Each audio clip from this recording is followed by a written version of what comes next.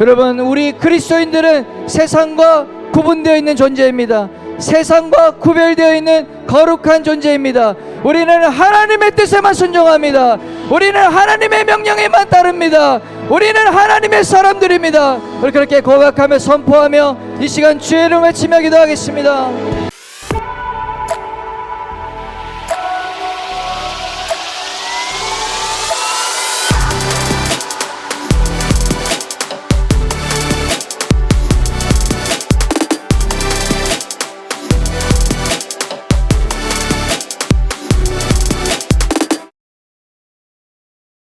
중요한 질문을, 어려운 질문일 수도 있는데 한번 던져보겠습니다.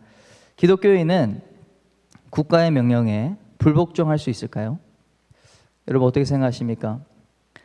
왜 이 질문이 중요할까요? 그 이유는 때때로 세상의 법, 국가가 정한 법과 하나님의 말씀, 하나님의 말씀의 법이 충돌하기 때문에 그렇습니다. 그리스도인은 세상 국가에 속하여 있으면서 하나님 나라에 속하여 있는 이중신분, 이중시민권을 가지고 있는 자들이기 때문에 그렇습니다. 기본적으로 우리 그리스도인들은 세상 나라, 국가라고 하는 세상 나라와 하나님 나라 모두에게 복종해야 할 의무가 있습니다. 그런데 이 두 나라의 명령과 법이 서로 다를 때 어떻게 하냐 이거죠. 우리는 한편에 복종함으로써 다른 편에는 불복종할 수밖에 없는 경우가 생깁니다. 여러분 그렇지 않습니까? 두 개가 다른 법이 동시에 있어요. 한쪽을 불복종하고 싶은 건 아닌데 어쩔 수 없이 한쪽을 선택함으로 반대를 벌여야 되는 거죠. 아빠가 좋아, 엄마가 좋아. 이제 이런 질문. 자, 오늘 본문 출애굽기 1장 말씀에서 나온 우리 히브리 산파들의 이야기를 통해서 한번 이 주제에 대해서 오늘 살펴보면 좋겠습니다. 야곱의 가족, 우리 70명의 가족이 이집트 총리였던 요셉을 통해서 이집트 땅으로 이제 이주하게 되었죠. 우리 고센 땅에 정착하여 살게 됐습니다. 지난주에도 말씀드린 것처럼 400년이 지나는 동안 왕이 바뀌고 호의를 베풀었던 왕들이 죽었어요. 그러고 보니까 언어와 문화와 신앙이 다른 이스라엘 자손은 이집트인들에게 봤을 때는 이방인이죠. 그래서 새롭게 등장한 이 이집트의 왕은 이스라엘 자손을 학대하기 시작했어요. 그리고 이집트 통치자는 이스라엘 민족이 번성함에 따라서 막 인구가 기하급수적으로 늘어나는 겁니다. 그러니까 이제 일종의 위협을 느끼기 시작했습니다. 우리 9절과 10절 말씀입니다. 우리 한번 같이 읽어볼까요? 시작. 그가 그 백성에게 이르되 이 백성 이스라엘 자손이 우리보다 많고 강하도다. 자, 우리가 그들에게 대하여 지혜롭게 하자. 두렵건대 그들이 더 많게 되면 전쟁이 일어날 때에 우리 대적과 합하여 우리와 싸우고 이 땅에서 나갈까 하노라 하고. 이스라엘 민족에 대해서 두려움 느끼니까 힘을 빼고 어떻게 하면 이스라엘 민족이 약화될까 하는 지혜를 짜고 있는 것이죠. 첫째는 무거운 일을 부과하는 겁니다. 그래서 몸을 괴롭게 하는 거예요. 우리 두 번째 슬라이드를 보시면 비돔과 라암셋이라는 지명이 현재 이집트 지명으로 이렇게 있습니다. 11절에 보시면 그렇게 말씀되어 있죠. 감독들 위에 세우고 그들에게 무거운 짐을 지어 괴롭게 하며 그들에게 바로를 위하여 국고성 비돔과 라암셋을 건축하게 하니라. 이 이집트에서 우리가 잘 알고 있는 이런 건축물들 있잖아요. 피라미드 같은 거. 우리 다음 슬라이드 보시면 어마어마하게 많은 이 노동을 부과함으로써 이집트 땅에 이 피라미드라고 하는 또 큰 건축물들을 이제 세우게 만든 거예요. 애굽 왕은 이스라엘 그 원인은 뭐였다? 육체적으로 과중한 노동을 부과하려고 이제 새로운 노동법을 딱 만들어서 얘네들이 어쨌든 딴 생각 못하게 힘을 쫙 빼게 만들자. 그렇게 했는데 보니까 그 결과 어마어마한 문명의 이 과학 건축 기술이 발전되고 많은 것들을 이렇게 만든 것을 볼 수 있습니다. 피라암셋이라고 하는 유적지입니다. 실제 아까 라암셋에 있고요. 그 지금 왼쪽에 보이는 상은 라암셋 2세의 이렇게 흉상입니다. 그리고 오른쪽은 그 터가 남은 거죠. 건축물에. 다음 슬라이드를 보시면 그 이집트 전역에 저런 이제 어마어마한 피라미드가 많잖아요. 그래서 이게 이제 불가사의라고도 하는데 이스라엘 백성들이 만들었다라는 그런 말이 있어요. 그리고 또 재밌는 것은 제가 그 요르단에 1년 있을 때 이집트 사람이랑 같이 살았거든요. 목사예요, 목사. 네, 친구인데 그들이 이제 그 크리스찬이니까 목사니까 우스갯소리를 하는 말이 있어요. 4,000년 전에 이스라엘 백성이 만든 피라미드로 아직까지 이집트가 먹고 살고 있다.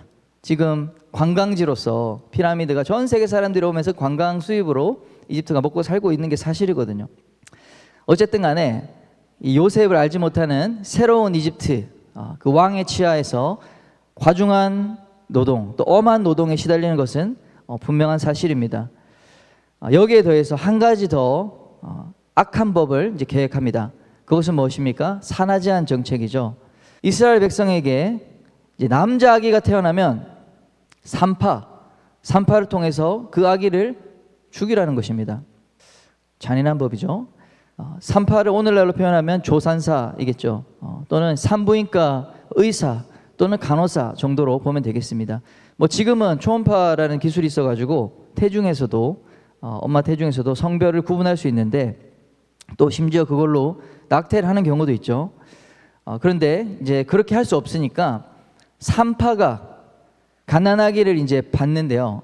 남자아기면 보고 몰래 죽이라는 거예요. 엄마 모르게.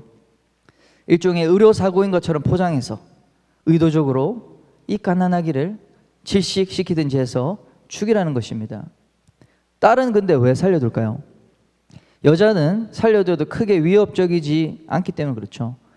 여성들은 또 이집트의 종으로서 열심히 일을 해야 되고 또 이집트 남성과 결혼하면 자연스럽게 이 민족이 동화되게 되기 때문에 여자는 괜찮다. 여자는 또 필요해. 네. 여러분 생각해 보십시오. 이집트 왕의 명령은 강력한 법 아니겠습니까? 그때 당시로 치면은 왕의 명령이 곧 법입니다. 이 산하제한 정책, 남자 아기는 출산 시에 낙태해서 죽여라. 이 명령이 히브리 산파 시브라와 부하에게 하달이 됩니다. 여기서 히브리 산파라고 했을 때 히브리인 산파라고 우리가 해석할 수가 있는데 그것도 맞는 해석일 수 있는데 이 독일 성서공회판 해석에 따르면 히브리인을 위한 산파다 라고 합니다. 저는 그게 좀 더 합리적인 해석같이 보여요. 시브라와 부하는 이 왕의 명령을 받는 국가의 산부인과 보건소 실무 책임자 정도 되지 않았겠습니까? 이스라엘 집안에 아기가 출산된다고 하면 산부인과 의료진으로서 가는 거죠. 가서 남자 아기를 보면 몰래 죽여야 되는 그런 상황에 처한 것입니다. 여러분이 만약에 우리 다음 슬라이드 보여주시면요, 시브라와 부하의 입장이었다면 어떻게 행동하시겠습니까? 여러분들에게 이 상황이 딱 맞닥뜨려졌다. 1번, 국가의 명령이니까 따라야 한다. 특별히 생각할 필요가 없다. 시키는 거니까 나는 그 역할을 맡았으므로 해야 된다. 2번, 양심의 가책이 있지만 나의 소중한 직장을 잃을 수 있기 때문에 그냥 명령에 따른다. 3번, 하나님께서도 어쩔 수 없는 상황인 것을 이해해 주실 것을 믿고 하나님은 나에게 너무 좋은 분이니까 왕의 명령에 따른다. 그리고 나서 매번 아이가 죽은 가족을 위해서 기도하고 회개한다. 4번, 하나님 앞에서 옳지 않은 악한 법임으로 복종하지 않는다. 그리고 그에 대한 대가를 지불한다. 자, 여러분은 어디에 여러분이 이 상황에 똑같이 히브리 산파와 같은 위치와 상황에 처한다면 여러분 어떻게 하실 거예요? 진짜로. 나는 1번처럼 하겠다. 그냥 하는 게 옳다. 나는 2번처럼 하겠다. 예. 좋습니다. 용기 있습니다. 3번. 나는 4번이다. 네. 4번 없습니까? 3번? 네, 2번. 네. 여러분 딱 들었을 때 답이 다 정해져 있는 거 아니겠습니까? 그런데 이것이 오늘날 그리스도인들, 우리 한국의 그리스도인들이 처한 정확한 현실이라는 사실을 여러분 기억하시길 바랍니다. 여러분이 어떤 직업에 종사하든지 공무원도 있겠죠, 대개. 또는 여러 영역에서 이제 종사를 하거나 학생이거나 상관없이 우리는 비슷한 상황에서 선택을 해야 되는 그런 상황 가운데 있습니다. 자, 히브리 산파들은 놀랍게도 놀라운 일이죠. 이집트 왕의 명령을 어기고 남자 아기를 살리는 선택을 했어요. 국가의 통치자, 막강한 권위와 힘을 내세우는 그 왕, 대통령도 아닙니다. 뭐 선거로 뽑는 것도 아닙니다. 평생 죽을 때까지 신과 같은 역할을 하는 왕. 그 왕 앞에서 정면으로 왕의 명령을 불복종한 것입니다. 히브리 산파, 뭐 왕의 종이죠. 네, 왕의 명령을 어길 수 없는 신분입니다. 사실 왕의 모든 백성은 다 왕의 종이에요. 왕의 소유예요. 이 왕의 명령을 어긴다는 것은 자신이 먹고 살 직업을 잃을 수 있는 그런 대가를 지불해야 될 것입니다. 또는 감옥에서 처벌을 받아야 되는 상황에 처할 수도 있습니다. 또는 자신과 또 자신의 가족이 반역죄로 비참하게 고통당하거나 죽임을 당할 수 있는 그런 상황이 충분히 될 수 있는 것입니다. 그런데 만약에 왕의 명령을 따르려면 어떻게 해야 됩니까? 우리 히브리의 아이들, 정말 죄 없는 갓난아기들, 자신의 손으로 죽여야 되는 것이죠. 그 가족의 큰 슬픔을 안겨줘야 되는 것이죠. 이렇게 한 국가의 법과 하나님의 법, 생명을 존중하고 사랑하고 하나님의 형상으로 우리 인간을 창조하시고 생명이 태어난 것을 기뻐하시는 그 하나님의 법과 이 세상의 법, 국가의 법이 충돌할 때, 여러분, 우리 그리스도인들이 이 잘못된 국가의 악법에 불복종해야 되는 것은 알 것 같은데 그 근거가 무엇인가? 그것을 불복하고 대가를 치러서라도 하나님의 법, 하나님이 기뻐하시는 뜻을 따라야 할 근거는 무엇인지 한번 살펴보고자 합니다. 현대 기독교 변증학의 창시자로 불리는 우리 프란시스 셰퍼 박사님, 뭐 워낙 유명해서 저도 돌아보니까 기억은 안 났는데 고등학교 때부터 그분의 책을 그 학교에서 읽으라고 해서 제가 기독교 고등학교 나왔는데 책장에 꽂혀 있더라고요. 저는 기억이 안 나. 너무 어려워서. 지금도 가지고 있습니다. 그래서 제가 집에 책이 있길래 요새 이제 알았죠. 프란시스 셰퍼. 이 변증학의 거의 뭐 현대 변증학의 아버지 같은 분이시고 어떻게 이런 세상에서 그리스도인이 살아야 되는가? 그러면 우리는 어떻게 살아야 될 것인가? 이런 부분에서 뭐 아주 탁월한 분이십니다. 자, 프란시스 셰퍼 박사님이 이 두 가지 명절을 쓰셨는데요. 기독교 선언, 크리스천 매니페스토, 우리 다음 슬라이드고요. 그리고 기독교와 정부, 그리고 시민 불복종이라는 책을 쓰셨는데 그 내용에 근거해서 인용하여 말씀드리도록 하겠습니다. 네, 책 사진도 있는데 나왔나요? 그리스도인이 국가법에 불복종할 수 있는 이유, 첫 번째로 하나님은 국가에게 대리자로서 권한을 주셨다 하는 것입니다. 대리자로서의 권한을 주셨다. 자, 우리가 국가의 권위에 대해서 주로 인용하는 말씀이 로마서 13장 말씀입니다. 우리 13장 1절을 한번 제가 읽어드리겠습니다. 각 사람은 위에 있는 권세들에게 복종하라. 권세는 하나님으로부터 나지 않음이 없나니 모든 권세는 다 하나님께서 정하신 바라. 그래서 모든 국가 권세에 복종해야 할 이유를 이 모든 권세는 하나님께서 허락하셨고 하나님께로부터 왔기 때문이라고 우리는 믿는 것입니다. 그래서 우리 그리스도인들은 좋은 시민이 되어야 됩니다. 국가의 권위를 인정하고 준법 정신을 가지는 것은 선하고 건강한 크리스천의 의무입니다. 믿으십니까? 네, 우리가 좋은 국민이 돼야죠. 시민이 돼야죠. 그런데 문제는 국가가 하나님의 법을 대적한다면 어떻게 하냐 이것이죠. 히브리 산파처럼 이러한 하나님의 법과 세상 법에 충돌되는 상황 가운데 있다면 어떻게 되냐 이것입니다.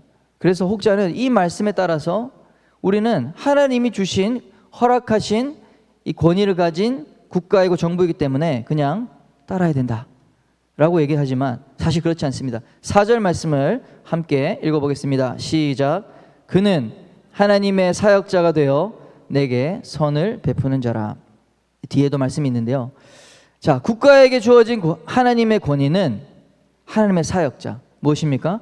하나님의 대리자로서 권위를 받았다는 것이죠. 따라서 하나님의 대리자로서 행동할 때만 국가는 정당한 권위를 부여받아 집행할 수 있는 것입니다. 다시 말해서 하나님의 선하신 뜻을 대리하지 않는 국가 권세는 이 가지고 있는 국가의 권위, 정당성을 하나님으로부터는 최소한 잃어버린다는 것입니다.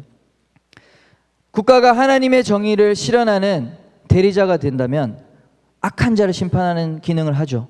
예를 들어 살인자, 나쁜 짓을 하는 사람들, 또 도둑질하는 사람들, 그런 사람들을 하나님의 대리자가 돼서 처벌한다면 하나님 주신 권위의 정당성을 가지고 있는 것이지만, 반대로 국가가 나서서 악한 자가 되고 그래서 살인을 하고 도둑질을 한다면 더 이상 국가는 하나님의 대리자로서의 국가 권위의 정당성은 잃게 되는 것입니다. 이에 대해서 우리 프란시스 셰퍼는 그리스도인들은 위법적인 정부에 항거할 권리와 의무가 있다라고 말했습니다. 그것이 바로 시민 불복종의 원리인 것이죠. 우리 두 번째로 우리 한번 따라 읽어보겠습니다. 시작. 모든 복종은 마귀에게서 온 것이며 그것에 저항하지 않는 것은 하나님께 저항하는 것이다. 셰퍼 박사 또 이런 말도 했습니다. 생각해 보십시오. 이스라엘의 남자아이들, 갓난아이들 얼마나 소중합니까? 그 가족에 얼마나 보물 같은, 보석 같은 그런 존재입니까? 무슨 죄가 있어서 태어나자마자 죽임을 당해야 되는 것입니까? 이런 법, 이런 정책은 결코 우리가 이거는 국가의 뜻이라고 해서 뭐 순종한다고 칩시다, 복종한다고 칩시다, 결코 하나님을 기쁘시게 할 수 없습니다. 여러분 그렇지 않겠습니까? 하나님이 그것을 칭찬하실까요? 여러분 생각해 보세요. 이런 법은 본질상 마귀에게서 온 것입니다. 국가와 권세의 배후에서 이것을 조종하는 악령의 역사, 그것을 그리스도인이 되어서 분별 없이 따른다면 오히려 국가의 뜻에 순종하는 것이 하나님께 반역을 하게 되는 그런 결과가 온다는 것입니다. 마귀의 뜻에 순종하면 하나님의 뜻을 거절하는 것이죠. 우리가 아무런 생각이 없이 분별이 없이 국가의 뜻입니다 하고 따랐다가는 하나님께 저항하는 결과로 나타날 수 있기 때문에 우리는 불복종도 하나님 주신 권리라는 것입니다. 죄 없나 하기를 살해하라, 하나님을 예배하거나 섬기는 것을 금지하라, 그렇게 바로 왕이 말했죠. 또 느부갓네살 왕은 황금 신상 앞에 절하라, 우상에게 절하라고 명령했습니다. 우리 사도들과 우리 제자들, 초대교회, 예수 그리스도의 죽으심과 부활을, 그 복음을 말하지 마, 선포하지 말라고 금지했습니다. 매도 때리고 도리어 우상을 섬기고 헛된 것을 숭배하라. 여러분 이러한 명령이 국가의 공식적인 명령의 형태, 이런 문서를 통해서 합법적인 절차에 의해서 법령화된다고 할지라도, 공식적이라고 할지라도 여러분 복종해야 할 법은 아닌 것입니다. 우리 그리스도인들은 최소한 따라서는 안 되는 것이죠. 세 번째입니다. 함께 읽어보겠습니다. 시작. 국가의 복종에 저항하지 않으면 국가는 살아계신 하나님의 자리를 차지하게 된다.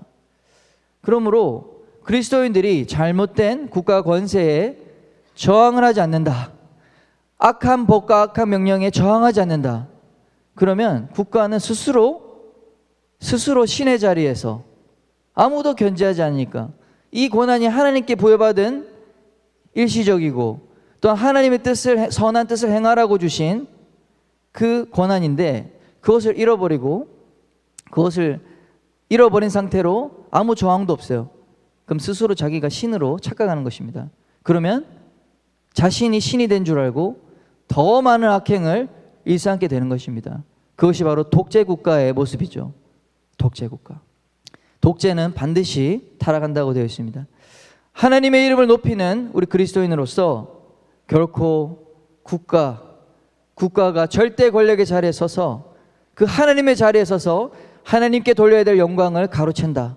여러분 이것을 우리는 가만히 방조할 수 없는 것입니다. 우리가 불복종한다고 했을 때 뭐 폭력적인 방법을 쓰자, 이거는 절대 아닙니다. 우리 그리스도인들은 비폭력적 방법을 통해서 저항해야 되는 것입니다. 다니엘이 사자굴에 들어간 것은, 그렇게 들어가기로 선택한 것은 악한 국가의 법에 저항한 것입니다. 순응하지 않은 것이죠.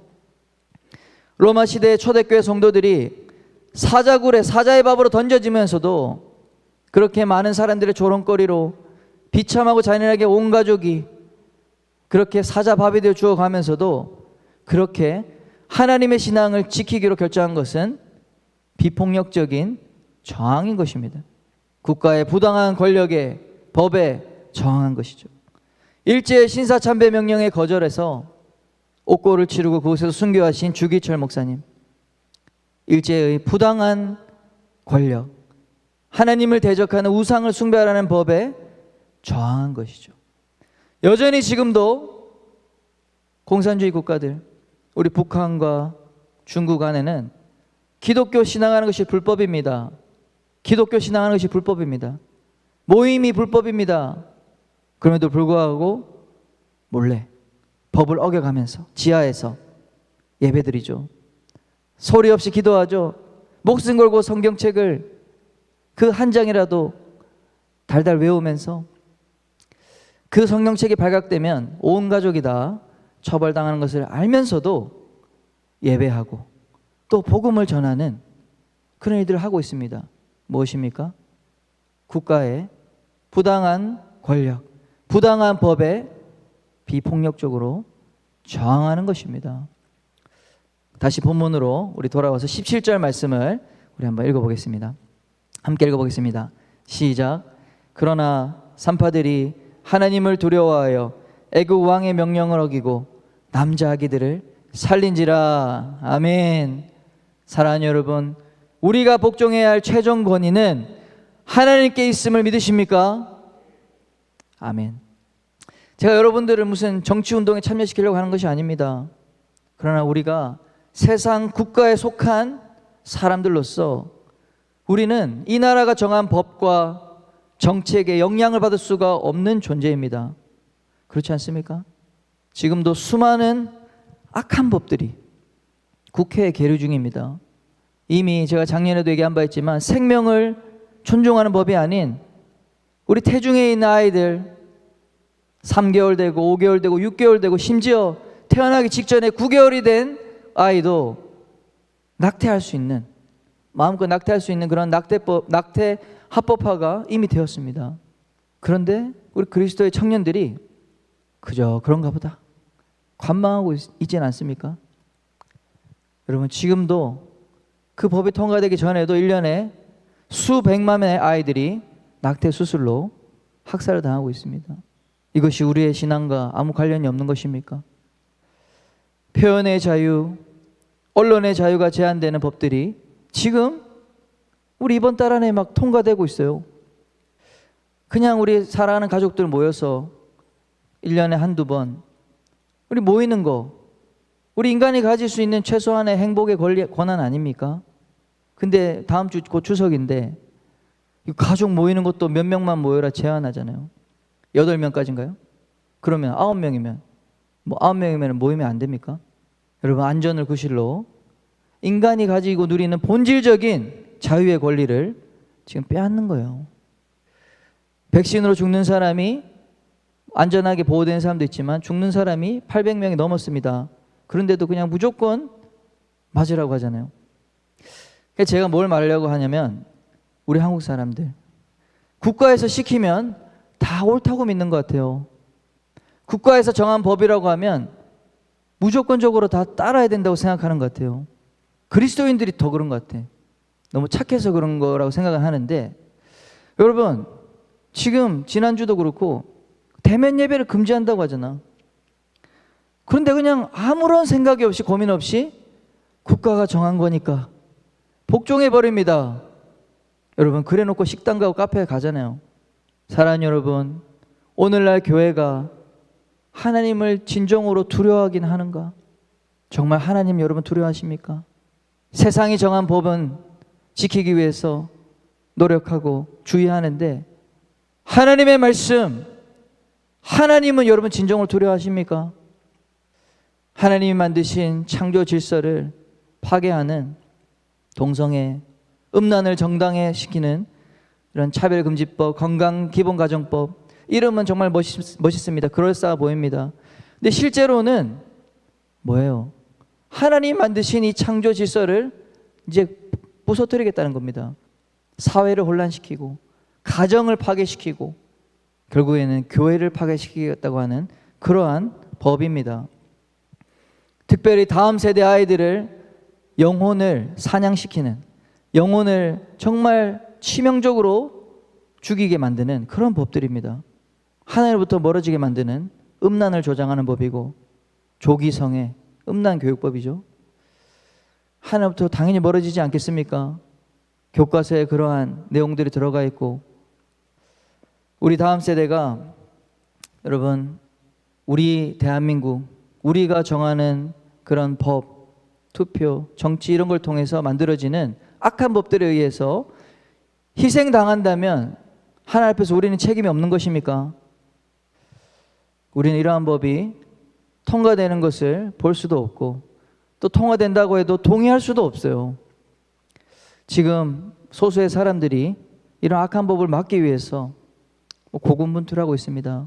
길거리 나와서 외치고 있고 시위하고 목소리 내고 있어요. 사랑하는 청년 여러분들, 우리 진짜 조금만 관심을 더 가집시다. 내 관심사도 뭐 중요하고 뭐 급한데, 여러분 이 나라, 우리가 사는 이 대한민국, 하나님 앞에 바로 설 수 있도록 여러분 정말 조금만 더 관심을 가집시다. 사랑하는 여러분, 우리는 그리스도인입니다. 믿으십니까? 하나님의 명령과 국가의 명령, 그 사이에서 어디에 서야 되는지 정확하게 아는 자가 그리스도인인 것입니다. 그것을 정확하게 알아야 우리의 영혼을 지킬 수 있는 것입니다. 하나님의 법을 지키며 하나님이 기뻐하시는 뜻을 따라 살 수 있는 것입니다. 사랑하는 여러분, 하나님을 두려워하시는 여러분들에게 축원합니다. 최종 권위자 되신 그 하나님 앞에 경외하시고, 이 세상 법 위에 계신 그 하나님을 신뢰하고 그분이 기뻐하시는 뜻을 따라서 우리가 살아가야 됩니다. 여러분, 성경의 지식이 많으면 뭐합니까? 하나님을 두려워하지 않는데. 그러니까 우리가 너무나 쉽게 타협하고 우리가 너무나 쉽게 죄를 짓는 거예요. 설교 듣는 중에 어떤 예화를 들었는데요. 미국에서 유명한 방송 설교자이시고 책도 많이 쓰시고, 우리나라에도 뭐 이름만 검색하면은 번역되어 있는 그런 책들도 많은데, 그분이 돈을 이제 공금을 이제 헌금을 횡령하고 또 성추문이 있었죠. 그래가지고 감옥에 가게 됐어요. 그래서 그 존 비비어라고 하는 순종이라는 책을 쓰신 그 목사님께서 면회를 갔대요. 목사님, 왜 그러셨냐고, 언제 그 하나님의 사랑을 잊어버리고 그렇게 하나님을 떠나는 범죄를 저질렀냐고. 그분이 이렇게 대답했습니다.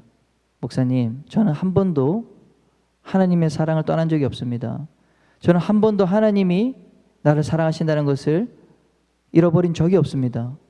그런데 저는 하나님을 두려워하지 않았습니다. 하나님을 두려워하지 않았습니다.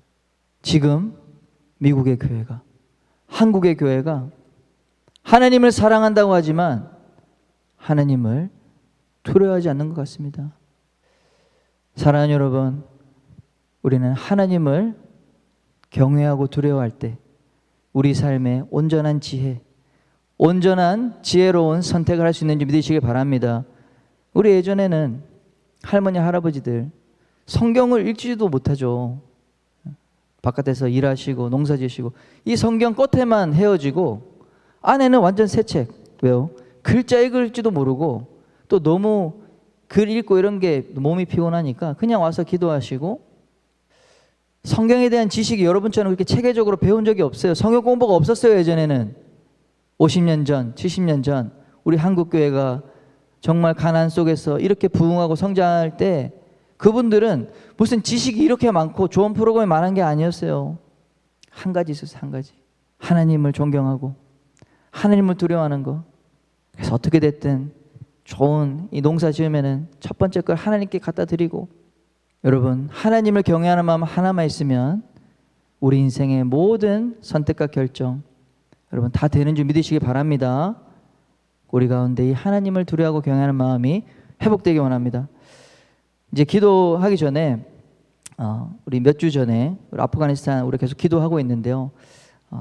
감동적인 이야기가 있어서 소개하고 좀 예화를 소개하고 기도했으면 좋겠습니다. 우리 첫 번째 미국의 비영리 단체 나사렛 펀드에 대한 이야기입니다. 나사렛 펀드, 우리 중동의 이라크, 시리아 여기서 IS라고 하죠. 그 이슬람 근본주의자들이, 테러리스트들이 이 기독교인들 가정에 그 나사렛 N이라고 하는 이제 숫자를 집에다가 스프레이로 착 뿌려 놓습니다. 기독교인이다. N 딱 써놓고, 그러면 거기에 기독교인이 사니까 나사렛 예수 할 때 N이죠. 언제든지 그 집에 찾아가서 약탈하고 강간하고 살인하는 그런 일들을 이제 벌였어요. 기독교인들이 타겟이 된 거죠. 마찬가지로 아프가니스탄에 이 탈레반이 정권을 다시 20년 만에 찾으면서 기독교인들이 지금 소탕 대상이 됐습니다. 남자들은 직결처형, 여자들은 성노예로 팔리는. 그래서 이 일을 보고 미국의 민간단체요, 미국 정부가 하지 않았습니다. 아주 재빠르게 미국 아프간에서 지난 20년 동안 예수님을 믿고 기독교인이 된 크리스천들이 아프간에 많은데 이들이 너무 위험하다. 지금 이들은 살생부에 올라와 있는 거나 마찬가지다. 이들을 구출해야 된다. 그런데 이상하게도 미국 정부 군대가 움직이지 않았어요. 거기에 지금 많은 말들이 있죠. 왜 이렇게 위험한 철군을 했냐? 왜 이렇게 그 절차대로 안전하게 대피를 시키는 이런 일들을 하지 않고 미국 국민들도 지금 수백 명이 잔류돼서 다 그 안전이 확보되지 않는다고 그러죠.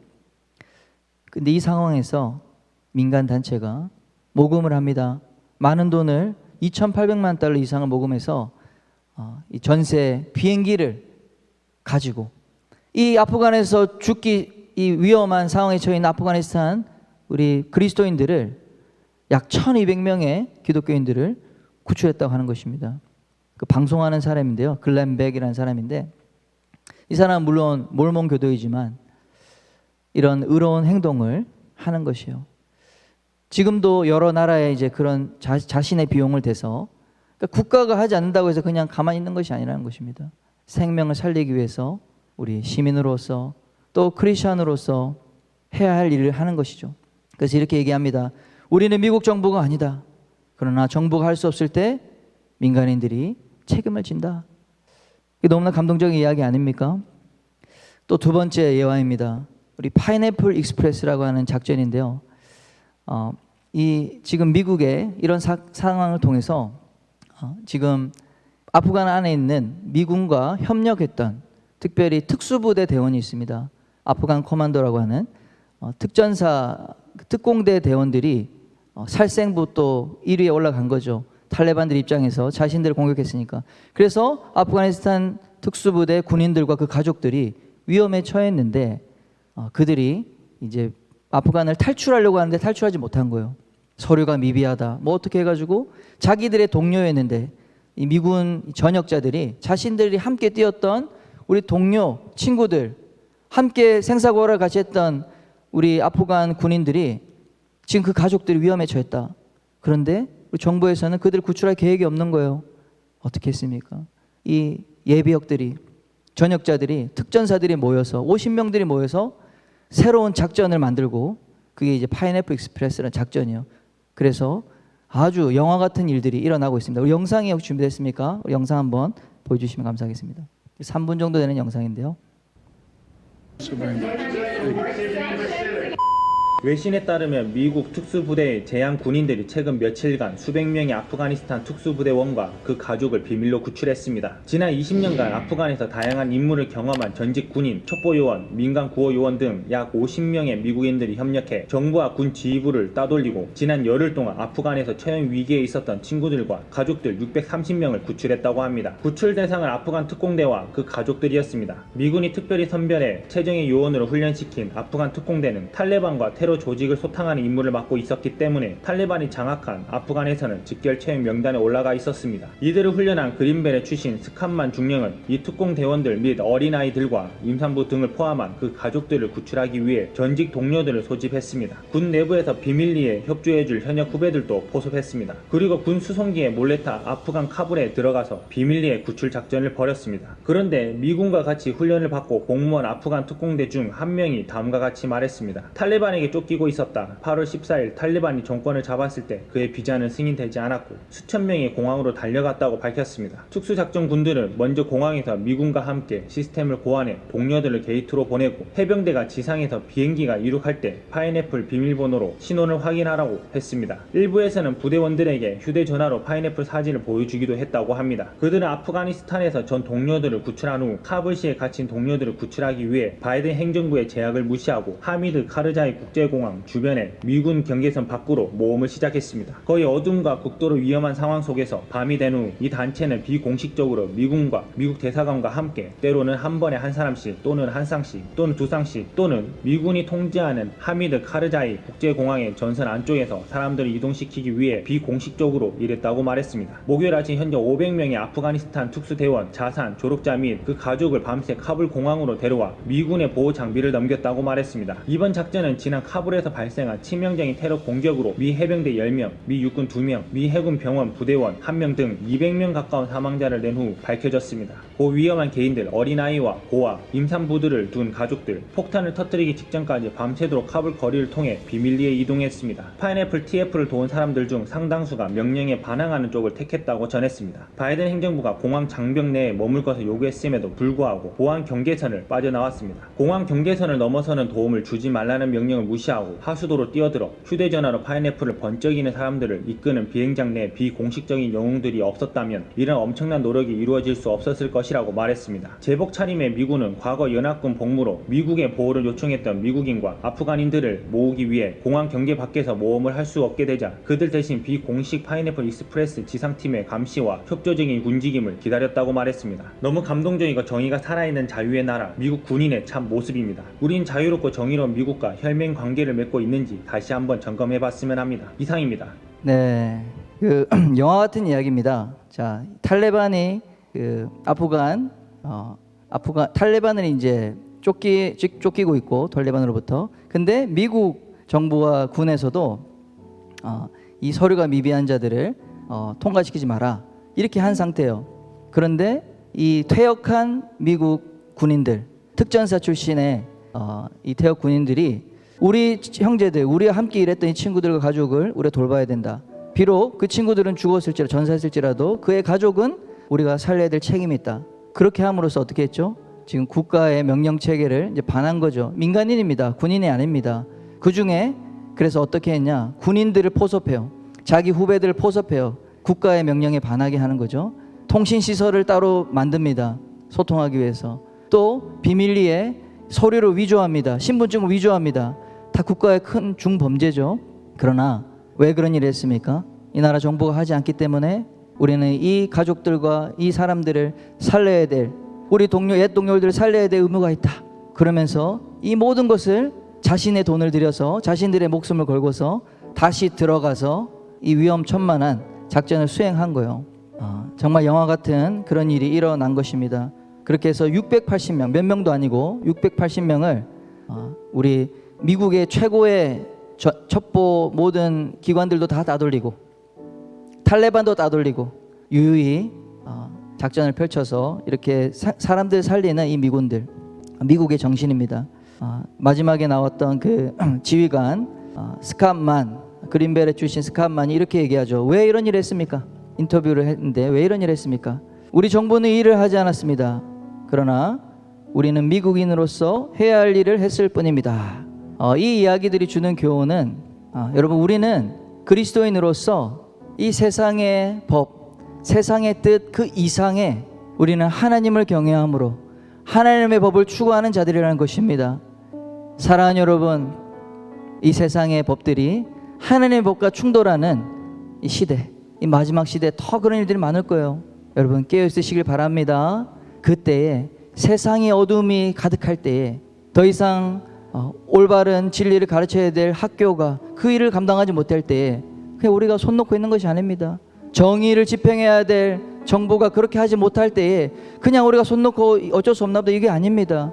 주님의 거룩한 교회가 빛이 되고 소금이 돼야 될 줄 믿습니다. 진리를 밝히는 등대가 돼야 될 줄 믿습니다. 아멘. 우리 이 마음으로 함께 우리 기도하며 나갔으면 좋겠습니다. 세상의 그 어떤 것도 하나님의 명령, 하나님의 뜻 그것보다 높지 않음을 여러분 선포하시길 바랍니다. 그러기 위해서 여러분 깨어 있어야 돼요. 하나님의 말씀에 깨어 있어야 됩니다. 세상의 모든 법과 문화들 이것이 옳은지 그른지 하나님의 말씀으로 분별할 수 있는 여러분 되길 바랍니다. 하나님의 뜻 앞에 서서 나는 하나님의 편에 서리라. 모든 사람들이 세상의 신들을 따라갈지라도 나와 내 가정은 우리 하나님만 섬기며 하나님의 뜻만을 지켜 행할 것입니다. 주님, 저는 하나님의 편에 설 것입니다. 여러분 이 믿음의 고백으로 여러분 나아갑시다. 여러분 우리 그리스도인들은 세상과 구분되어 있는 존재입니다. 세상과 구별되어 있는 거룩한 존재입니다. 우리는 하나님의 뜻에만 순종합니다. 우리는 하나님의 명령에만 따릅니다. 우리는 하나님의 사람들입니다. 우리 그렇게 고백하며 선포하며 이 시간 주의 이름 외치며 기도하겠습니다. 여러분이 속한 우리 공동체, 여러분이 속한 가정, 여러분이 속한 사회, 우리가 속한 이 포항, 우리 하나님께 올려드리며 기도합시다. 우리가 있으므로, 이 땅에 우리 교회가 있으므로 이곳이 하나님의 통가임하야겠습니다. 하나님의 선한 영향력이 미쳐져야겠습니다. 주님, 대한민국이 하나님을 섬기는 거룩한 제사장의 나라가 되게 하여 주시옵소서. 주님, 이 대한민국이 거룩한 세대가 일어나게 하여 주옵소서. 주님, 음란하고 더러운 문화와 악한 법들이 제정되지 않게 하여 주시고, 아버지 그리스도의 사람들이 일어나 이 대한민국의 하나님의 뜻이 성취되도록 헌신하며 목숨을 거는 히브리 산파 아버지 하는 히브리 산파들과 같은 자들 일어나게 해주십시오. 오직 하나님을 경외하는 지도자들이 일어나게 해주십시오. 내가 그 역할을 감당하게 해주십시오. 그러니까 이 대한민국을 주님께 올려드리며 우리의 속한 가정과 사회를 주님께 올려드리며 주여 빛을 비추는 자들이 되기 원합니다. 주님의 영향력으로 살리는 자들이 되기 원합니다. 주여 이름 외치며 중보하며 기도합시다. 주여.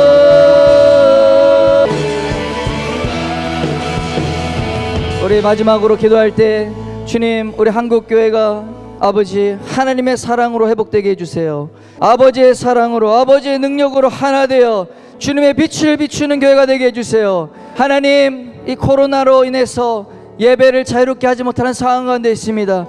주여 불쌍히 여기셔서 주님, 우리의 예배가 회복되어지게 하시고, 아버지 하나님, 정말 주님을 섬기는 지도자들이 깨어 아버지 하나님을 섬기는 일에 타협함이 없게 해주십시오. 하나님을 예배하는 일에 타협함이 없게 해주십시오. 하나님을 누구보다 경외하고 두려워하는 한국교회가 되게 하여 주시옵소서. 주여 이름 외치고 우리 한국교회 기도하겠습니다. 역대하 7장 13절 14절 말씀입니다. 혹 내가 하늘을 닫고 비를 내리지 아니하거나, 혹 메뚜기들에게 토산을 먹게 하거나, 혹 전염병이 내 백성 가운데 유행하게 할 때에 내 이름으로 일컫는 내 백성이 그들의 악한 길에서 떠나 스스로 낮추고 기도하여 내 얼굴을 찾으면 내가 하늘에서 듣고 그들의 죄를 사하고 그들의 땅을 고칠지라. 아멘. 주님, 이 땅에 불어닥친 전염병으로 인해 2년여 시간 동안에 많은 사람들이 고통을 받고 있습니다. 많은 영혼들이 파괴되어지고 있습니다. 관계가 깨어지고 모든 경제적인 부분이 무너지고 있습니다. 하나님, 우리가 듣지 못하는 신음소리로 아버지 하나님 소리 없이 죽어가는 사람들도 있습니다. 주님, 이 나라에 불어닥친 이 모든 저주의 사슬이 끊어지게 하여 주옵소서. 주님, 이 일을 이 나라 정부가 해야 될 일로, 국가가 해야 될 일로, 돈이 많거나 어떤 힘이 있는 사람들이 해야 할 일로 우리가 맡겨놓고 그냥 우리는 우리의 삶을 살지 않았는지 돌아봅니다. 그리스도인으로서 이 엄중한 이 한국의 전 세계 현실을 놓고 주의 얼굴을 찾으며 우리 안에 있는 죄악들을 적극적으로 회개하며 아버지 이 약속의 말씀을 붙들고 기도하지 않았던 것을 주님 용서해 주시옵소서. 이 세상의 운명이 하나님의 백성들, 하나님의 얼굴을 찾는 자들에게 있다고 말씀하고 있는데 나라에서 알아서 하겠지, 다른 누군가가 경제적인 힘 있고 돈 있는 사람이 하겠지, 유엔이 하겠지, 미국이 하겠지. 주님 죄송합니다. 우리 그리스도의 교회가 일어나 주님 이 땅에 불어닥친 모든 저주의 사슬, 모든 전염병과 경제적 기근의 모든 악한 사슬을 우리가 기도하고 우리가 회개하고 우리가 헌신함으로 아버지 하나님